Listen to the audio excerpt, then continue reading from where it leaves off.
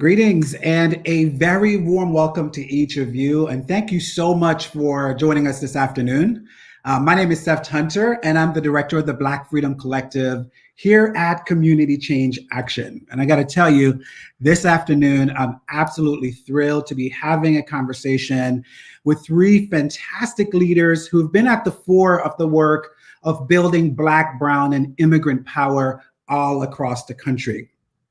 You know, at this moment, we're stepping into this conversation in the midst of a global pandemic. COVID-19 is absolutely still real, and its impact is most deeply being felt by Black, Brown, Indigenous, and immigrant people. And that is not just adults, but it's also children as well. Our community are facing the brunt of this pandemic, and it's an issue that will certainly be at the center of our conversation. You know, this week, we're also hearing from whistleblowers and from organizers in Georgia that our sisters in ICE detention are still being forcibly sterilized against their will. The economic downturn is still real. And similar to COVID-19, it is in fact disproportionately impacting our communities at very high levels. Not only were we some of the folks that were first to be fired, but what the emerging data suggests, we're also the last to be hired as well. I gotta tell you, now more than ever, Black, Brown, and immigrant people must not only work to envision a more inclusive America, a more just America, but we also have to build the kind of collective power that it takes to make that real. And at Community Change Action, we're committed to building this initiative that we're calling Building Black, Brown, and Immigrant Power. And it does reflect our multi-year commitment in injecting the resources, in making the staff capacity available to engage organizations all across the country to look at how we're able to build systems of solidarity that not just plan and organize, but also run the campaigns that win on the things that helps to extend dignity to our community.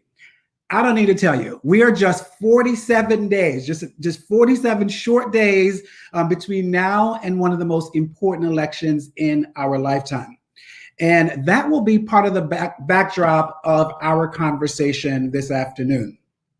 So as organizers, we never do anything without making an ask. And wherever you are at this moment watching this live, you have an opportunity to participate. So every single Wednesday night between now and the election, we're running what we're calling these text parties, right? And in essence, we're asking you to volunteer to help us reach the voters in the places of this country who will make the difference in whether or not we're able to win this upcoming election.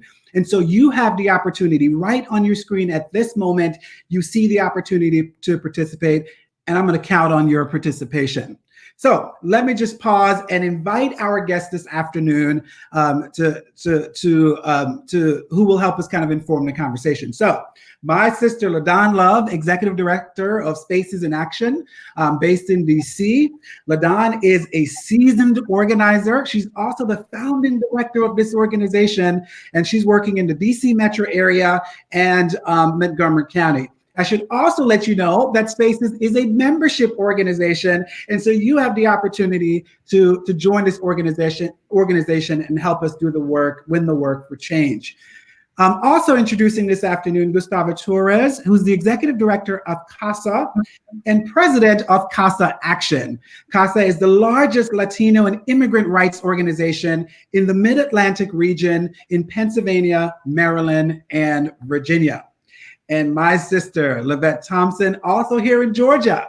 Yeah. Lavette is the Georgia organizer for BAJI, or the Black Alliance for Just Immigration.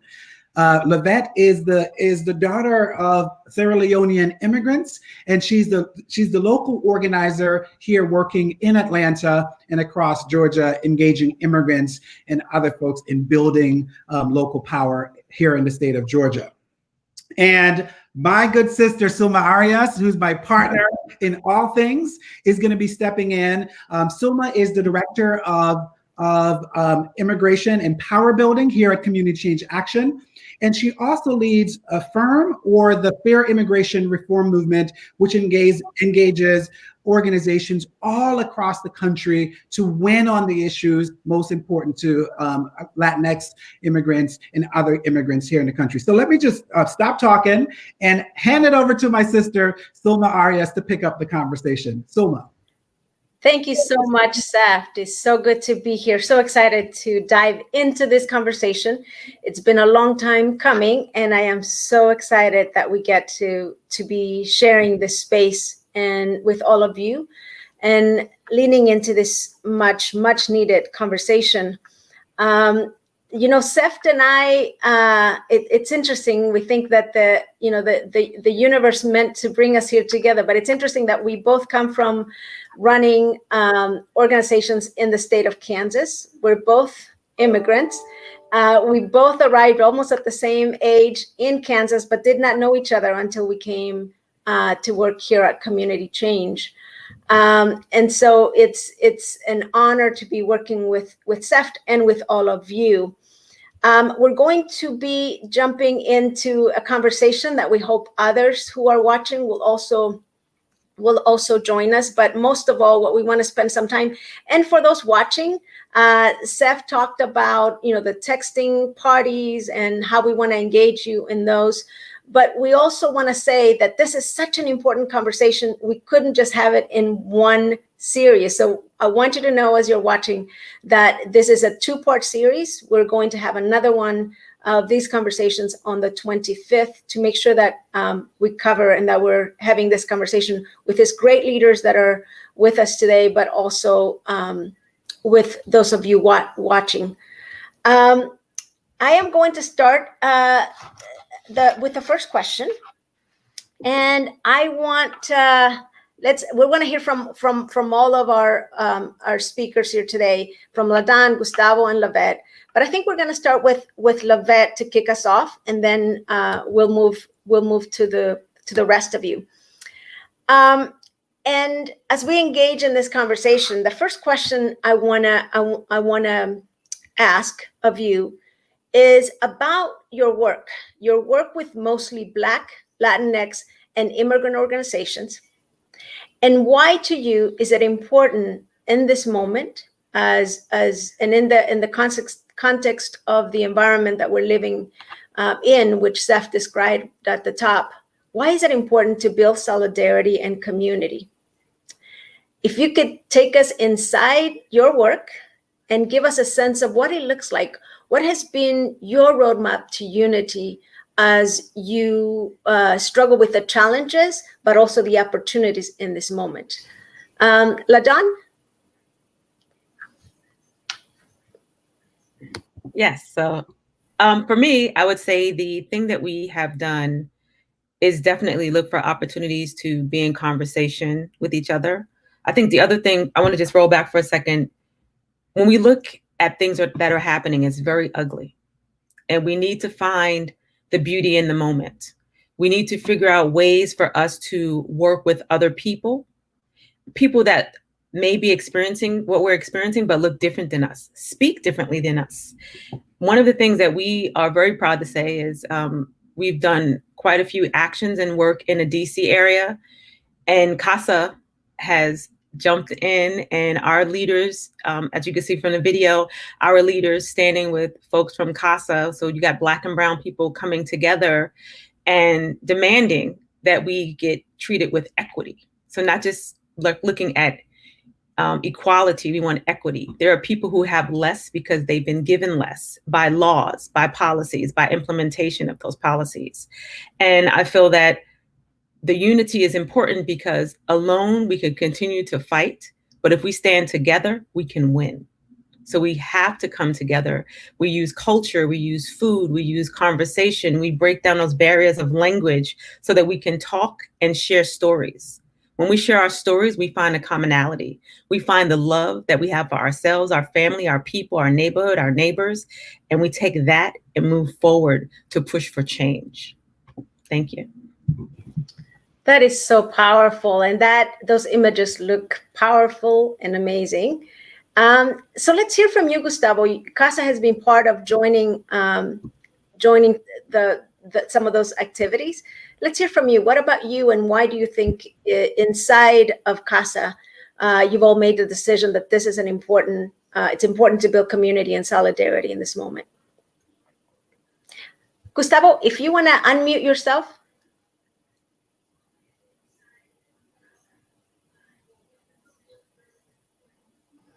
I'm sorry about this. Finally, I found. Right, no Sulma, problem. thank you so much for this opportunity. This is really, really an amazing opportunity to share.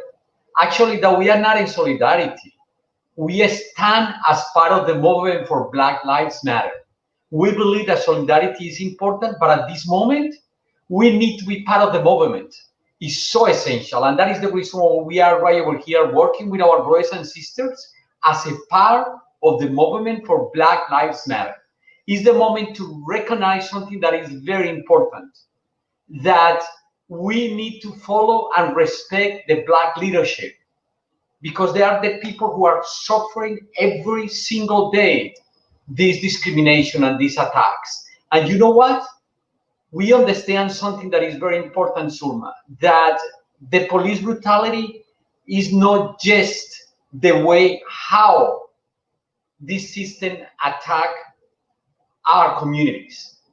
That is the only just one example. But if we see how our communities have been attacked by this system, is brutal. It's brutal in all levels. I mean, you just see what happened with the COVID, where the communities who have been hurt tremendously are the Black community, the indigenous community, the people of color, the Latino and immigrant community. Is very clear example, and that is the reason why we stand together with the Black Lives Matter, because we believe that that is the only way how we are going to change this system.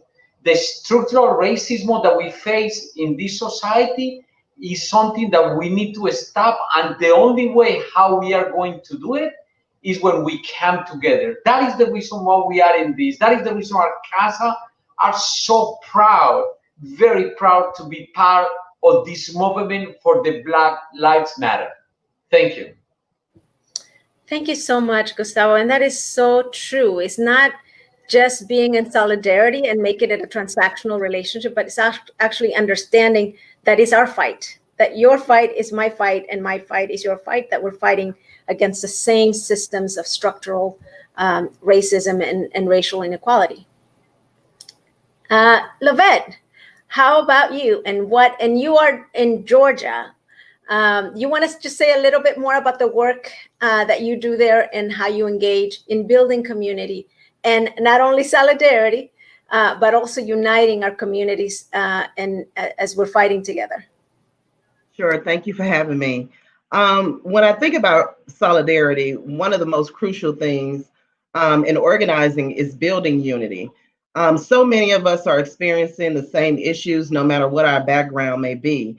And it's important that we come together to discuss these issues and build power together around our issues instead of working in silos, because we know that we are stronger together. It can also be helpful if we openly discuss our experiences following racially traumatizing situations and how we've been impacted by the pandemic. Talking to those that you trust, including friends, family, confidants, colleagues, and spiritual leaders. This type of open discussion can help to minimize the tendency to internalize negative racial experiences, as well as loss of employment. One of the things that we have been doing is working with community change around how to build together and share stories through storytelling. It's important that we're providing people with the tools necessary that they need in order to share their stories and their experiences. One of the things that we also did as well is when the pandemic hit, we were very concerned about those that were detained. So we worked with Georgia Detention Watch, El Refugio, and other organizations throughout the state to provide support for those detainees as they were being released. We also put together a mutual aid fund so that we can continue to assist those who may have lost jobs who've been impacted in so many different ways due to the pandemic? You know, the storytelling piece of how we build trust with each other is just so important. It seems like such a simple thing, right? But if you want to establish the kind of relationships that are not transactional, we sometimes have to be vulnerable with each other and get to know each other and create the space, because it doesn't happen any other way. So again, thank you so much for this question. I think we want to keep moving forward with a few more questions. So I'm going to turn it over to Seft to ask the next question. All right. Well, thank you all. So we've teed up. Telling our stories is an important first step, right? And I think through telling those stories, we get the opportunity to see that not only are the concerns that we share are in common, but we also recognize that our aspirations for the change that we must win, right, is also something that we have in common. So, you know, as organizers, let's just kind of trace the breadcrumbs. Let's give folks an opportunity to get a sense of how do we actually put this together. So let's get a little technical. And LaDon, kicking off with you. So give us a sense, so in addition to storytelling, what are some other ways in which we can actually build the kind of solidarity that we know that we need to build? So give us some additional practical steps building on story sharing. Yeah, so well, on the story sharing is definitely really key. The other piece that is really important to add is a piece around healing, the healing justice aspect. Because we share our story, sometimes we get really raw because these stories are deep, right? We're sharing a piece of ourselves and we're opening up old wounds, like Lavelle had spoken of. And we need to make sure that we show support and that we help people to close that emotion, not down, but just make sure that they're okay. You know, that grounding, like Bianca always talks about, Bianca Edwards. We want to make sure that we're also grounding ourselves and able to move forward. But what happens when we share those stories, we're talking about things that are happening in the moment. But at the same time, some of the challenges that we have with the disconnect between each other, some of those things are generational. Let's be real. Like our families, we learn certain language and certain ways of being from the elders in our family. So there's some things that we also need to challenge ourselves on. Storytelling is one way to share some of those stories, but also people doing active listening and making sure that we're paying attention to what's being said, not always worrying about giving a response back, but really listening for deep understanding, right? So I think it all roots to storytelling, right? Regardless of what work you're doing, people are telling stories, but what are you trying to do in that moment? So being clear about what the goal is. And then just bringing people together to talk about what's happening in the moment and making sure that the solutions that we're pushing forward are community centered, because that way you know that the stakeholders that are involved are directly impacted and they want to make sure that they win. And we need to always keep bringing more people to the table. It may slow us down, but slowing down is important, because if we move too quickly, we leave people behind. Bob Moses, who's a civil rights leader, always says we have to slow down the bus so people can get on. Once we're on the bus, then we could move forward and we could keep on moving on that pathway to justice, because we do have a hunger for justice. This is something that Gustavo says, that we have a hunger for justice and we need to feed it, but we need to feed it together. And when we bring our culture and love and our own differences as well as similarities to the table, we could build something really strong that is multi-ethnic, that is intergenerational, and that will really move us towards where we want to go. All right. So Gustavo, let's have you build on that. So we heard from LaDon that we need to look at ways to bring folks in. We need to help folks heal, right? When we're inviting folks into these spaces where they're opening things that are deeply emotional, deeply painful. Let's have you build on what LaDon has just shared. Absolutely, that is so beautiful and well done. Totally in agreement. You know, recently we rejoined the Working Family Party because of the extraordinary leadership of its executive director, Maurice Mitchell.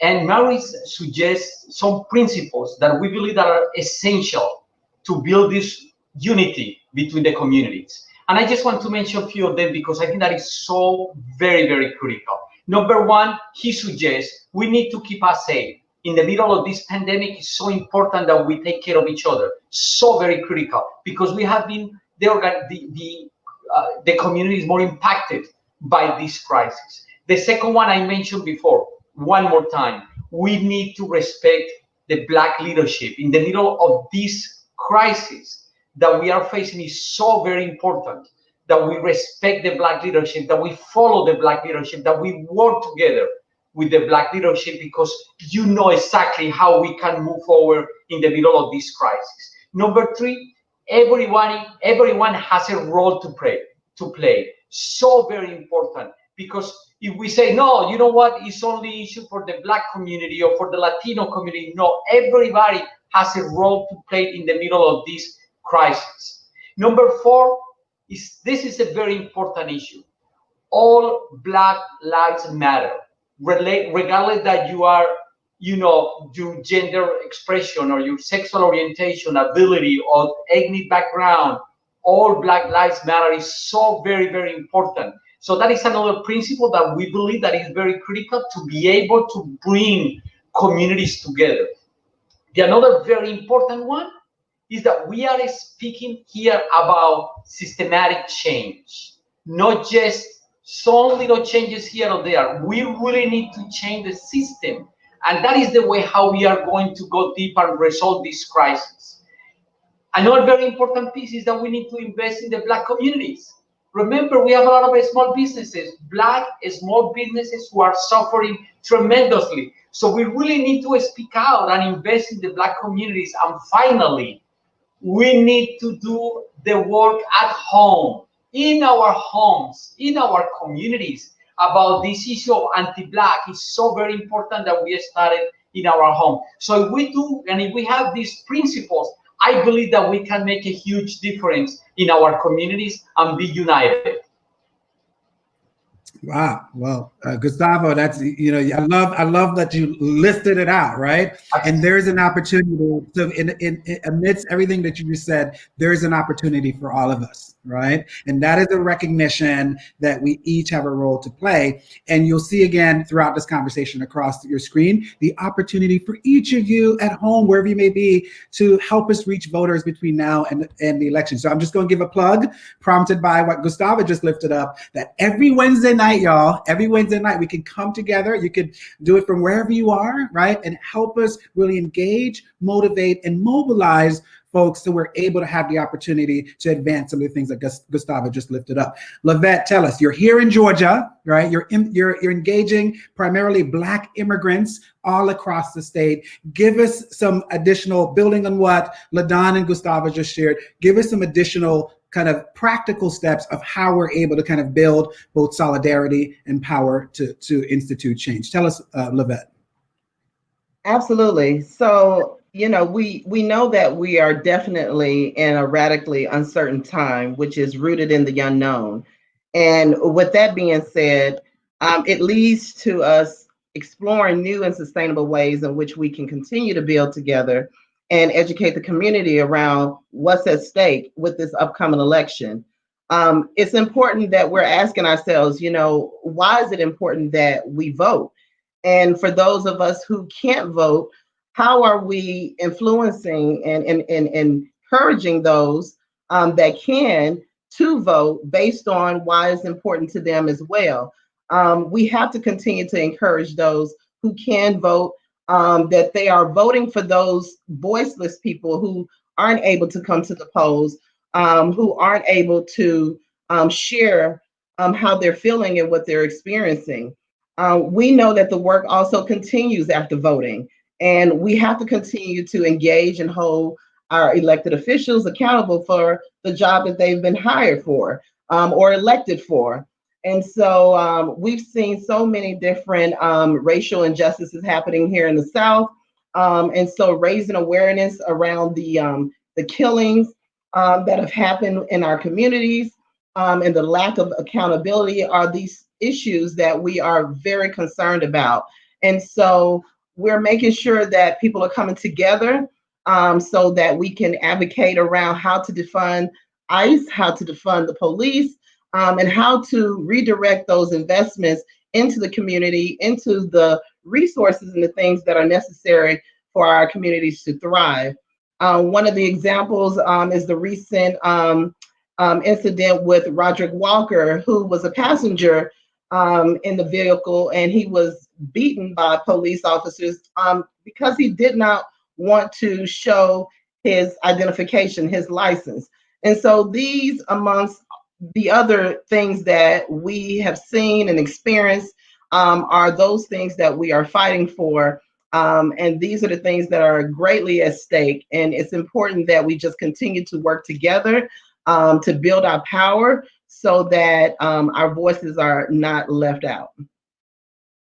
Yeah, and I think that's right, Lavette. We have to build collective power. And I think what I'm hearing from all three of you is that there is no conception, there is no reality in this country where only some of us are free, right? And so our aspirations are tied to each other, whether or not we recognize it.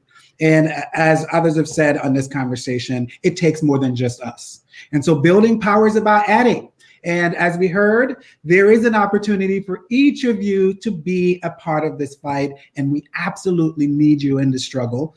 We know it's not going to be fast. We know it's going to take some time to get there. But you know what? Like, our dignity as a people is tied in this fight, right? Our ability to be recognized as full citizens in this country is tied in this fight. And because that is true, it is not a fight that we can step away from. So let me just pivot to my colleague, Sulma Arias, to pick up with the next question. Thank you, Seft. And, you know, I want to build on something that Gustavo said. And because in addition to, you know, the ask as organizers that Seft made about, yes, we need everybody, we need you to be engaged.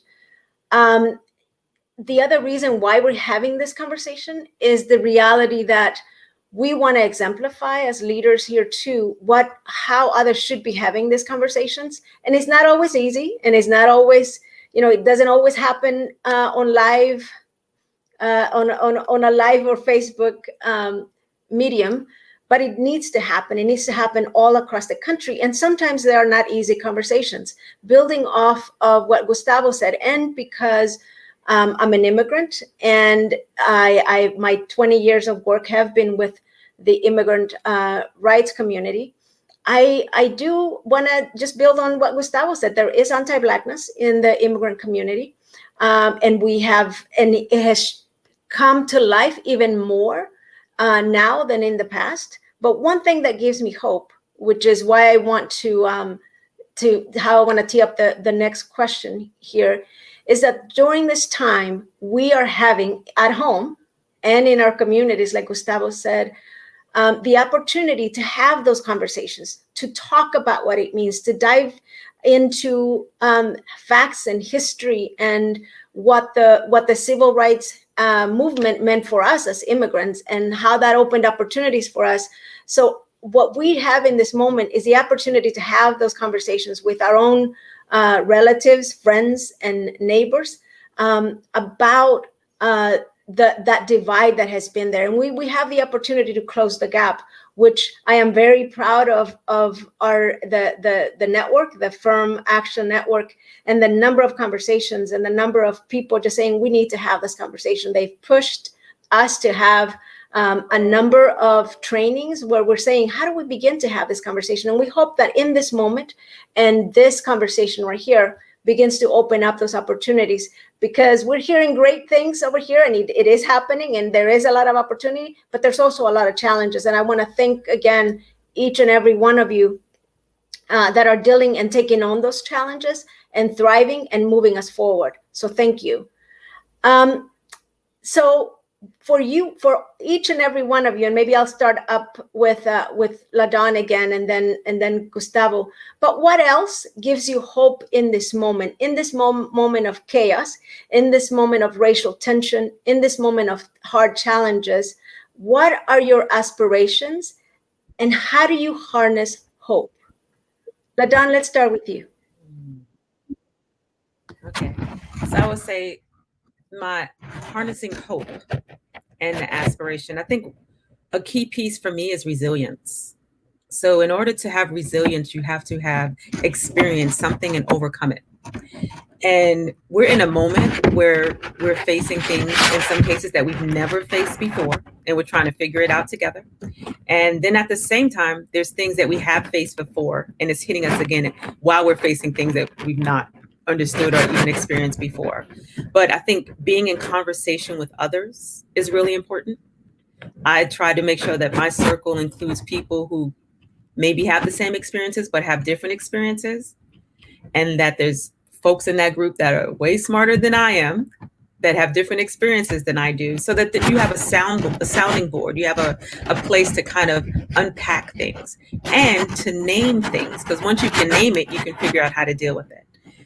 Another thing would be making sure that I'm taking care of myself, and this is something that I am challenging myself on every single day, from how I schedule my day to how I do the work that I do, how to reduce anxiety because of deadlines. So really figuring out, what do I need to do to consistently take care of myself? So one is breathing, meditation, reading a good book. I like to read books that have nothing to do with the work. I like sci-fi books. I like books that talk about faraway lands where people have mystical powers, because it just helps to give me some more creativity. And then I think everyone should think about ways to, how do you bring your creativity into the work? And how do you bring people into the fold with you that have different gifts and talents, and give people the opportunity for them to thrive and survive in that moment? Because that inspires you, you inspire them. It creates more hope. You get to harness this energy, and then it's about steering it. So to me, it's definitely resilience, creating space for self-love, and then bringing those pieces together so that you are supporting yourself and supporting others in the process. That is awesome. I love that. You got to have love for yourself. You're gonna have patience and love for others. How about you, Gustavo? Let me repeat the question. What are your aspirations, and how do you harness hope right now? My aspirations are very simple. I want to send a strong and powerful message in November 3rd that the two communities, the Black community, the Latino and immigrant communities, come together and vote in these historical elections and remove this president who is attacking every single day our communities. That is my inspiration as a Casa in Action. I believe that we are going to do it. I truly believe that we are going to send a very strong message, because we are working really hard together. Casa and many organizations all around the nation are working really hard to make sure that our families, our members, people in our communities are going to vote. And then the hard part is coming to make sure that we are going to pass strong legislations and policies that are going to benefit our communities. That is my aspiration. Now, why I have these hopes? I have this hope because I see our communities working together. I see our communities in the streets working together. I see our communities when I'm knocking doors, when I'm calling people, and they are ready to go. That is the reason why I believe that we are going to make a difference in November and beyond. And that is my hope. Thank you. That is so powerful, Gustavo. And also because, the message we wanted, one of the reasons we wanted to have this conversation is because we also see it. We see that in this pandemic and in the chaos of everything that's happening, our communities are coming together. And the message that we hear is always like about the challenge, right? About the challenge, and not about the fact that in the streets we're together, that the number of young people that have come out to the streets and have been part of the protest are brown, Asian, and that how our communities have come together. We don't talk enough about that. So that's one of the reasons we wanted to be that as well. How about Lavette? I know that you have been doing amazing work there to try to bring us together. Again, what gives you hope, and what are your aspirations in this moment?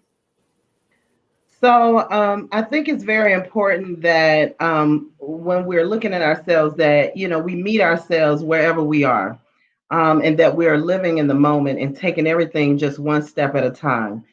We have to remind ourselves that we are loved and that we have purpose in this world, despite all the chaos that may be making us second guess ourselves.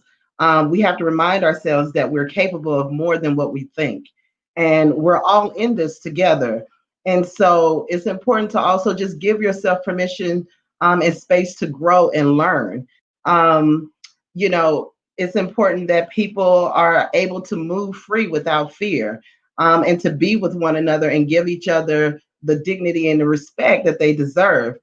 When I think about my 3 kids, that gives me all the hope that I need to just continue to push and to work harder, not just for them, but for everyone. And I am fighting like crazy for their future so that they don't have to continue to experience these things that have been systemic and have gone on for far too long. My oldest son will soon be driving, and I'm concerned, for the things that could possibly happen to him if he's pulled over, where he should just be given a citation, if there's anything else that could follow behind that. So I think it's time that we just dismantle these systems of inequity and really work together, and pull our resources together, so that we are fighting for not just ourselves, but for everyone. Thank you, Lavette. We want to be able to engage a little bit. If there's any questions in the audience or comments, what are you doing locally? What are you trying? But I also want to bring in my partner, Seft Hunter, and hear his response also on that question. Seft? And Seft, I think you're muted. Let me just say, Sulma, thanks for putting that question out there, and thanks to each of you for your willingness to step out there. And I think in part what this question reminds me of is that oftentimes, like even when you go to a Black funeral, we're smiling, we're laughing, right? And it reminds me that while we can often point to the pain that is real, that is impacting our community, it's also important for us to kind of center joy. It's also important for us to kind of recognize that we are fueled by aspirations and hope, right? And it may sound like a simple proposition to say that the things that we care about, our aspirations, our hopes are real and are absolutely worth fighting for. As simple as it is to say that, hey, I want to be able to walk out my door, go to the end of the block, and be able to predict that I'll be able to make it back safely. I'm not going to be killed in that process, right? And that is simple, but it's necessary. And it is, in fact, our aspirations as Black, brown, and immigrant people. We are absolutely connected more than we know in our aspirations for the kind of shifts that must happen in this country to ensure that the dignity that others take for granted begins to be extended to us. So Sulma, I just really appreciate you putting that question out there. And I'm gonna ask you the same question. What are your hopes? What's your aspirations for this moment as well? Well, for me, I just learned a few weeks ago that I am going to be a grandmother for the very first time. And so the thought of having the responsibility of future generations gives me like so much happiness right now and joy, but also this sense of tremendous responsibility, more than I've ever felt about making sure that we build a world and a country where our future generations can actually thrive and have equal access to the opportunities, and that we have a chance at making that idea of a better and more perfect nation a reality, and that my children and future generations, grandchildren, will be able to be part of that. So that is why I get up every morning and do what I do. And so places like this and seeing your beautiful smiles and getting to work with some of you, LaDon, you shared a little bit about what the joy that we bring to this work is. I've heard some people mention joyous rebellion, right? We want to change the world, but we want to change it with love and with joy. I come from a training of like, we work angry. Mm-hmm. Yes, it's okay. Sometimes I am,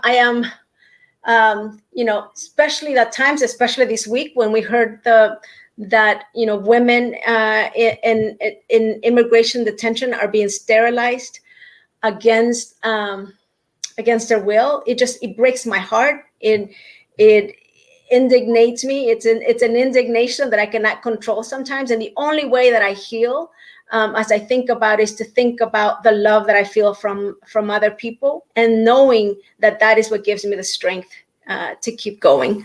So again, thanks everyone for sharing. I'm going to wrap us up here in a few minutes, but is there anything anybody would like to share? We have maybe about 30 seconds or a minute before we give the announcements. Yeah. Yes. Go ahead. So go ahead. I'll be real quick. So on Sunday, we're going to be in DC, and we're doing an action. Over 200,000 people have died due to COVID-19. Millions more impacted because they've been found infected. We're doing an action on Sunday at 6 p.m. We're going to be on the corner of 15th and Constitution, which is right across the street from the White House. And we're going to have music and song and a speak out, because the administration needs to be held accountable. We can't wait until millions more die. We need to do something now to make sure that people are okay. And when I think about health insurance, if we actually had healthcare for all, folks could focus on being well and not fear having a bill that follows. And another piece that concerns me is that this is impacting the Black community more than any place else, as usual. And at the same time, I'm concerned that immigrants who are undocumented, who are underinsured, don't have a way to get support that they need to heal their bodies. The fact is, if anyone's sick, we can all be sick. It does not matter if you're a citizen or not. Mm-hmm. The fact is, we need to make sure that we keep us all safe.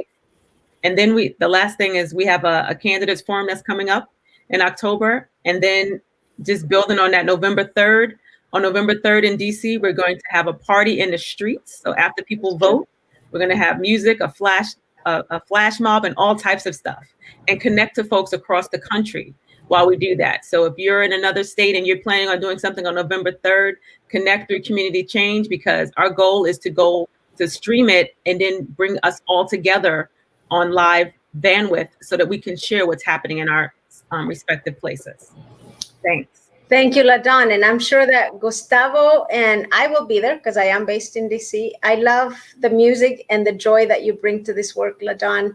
Thank you, Lavette. Thank you, Gustavo. And for all of you still watching, we are going to struggle through this together with love.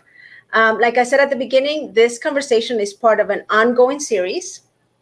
I want to again thank our wonderful guests who are with us today. To all of you watching, questions and comments, we're here, we'll take them. If you're struggling in love like we are, please make us your partners. We want to work with you.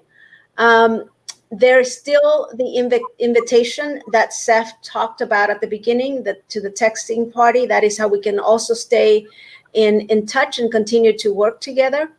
This conversation today will be available on the Community Change Action social media site, YouTube, Facebook, so that you can continue to watch it and continue to comment.